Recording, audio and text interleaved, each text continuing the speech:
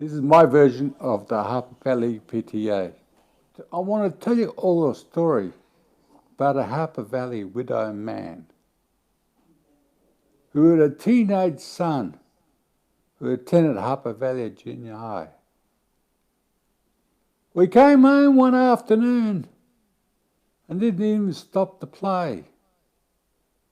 He said, "Dad, I got a note here from the Harper Valley P.T.A. The note said, "Mr. Johnson, you're wearing your dresses way too high. It's been reported that you're drinking and run around with men and going wild. And we don't believe you ought to be bringing up your little boy this way."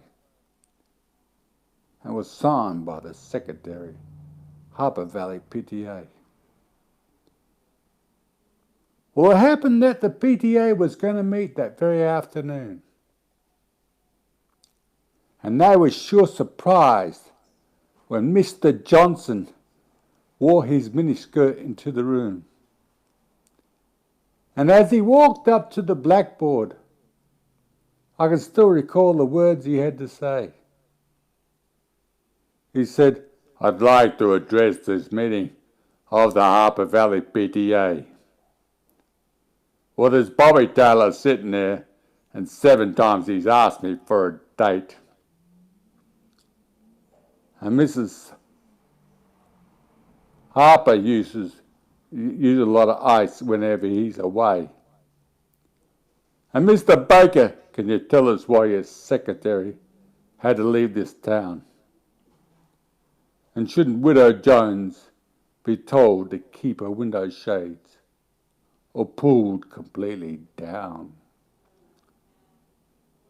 Well, Mr. Harper couldn't be here because he stayed too long at Kelly's bar again. And if you smell Shirley Thompson's breath, you find she's had a little nip of gin. Then you have the nerve to tell me that as a father I'm not fit. Well, this is just a little Peyton place, and you are Harper Valley hypocrites. No, I wouldn't put you on because it really did happen just this way. The day my father walked into the Harper Valley P.T.A.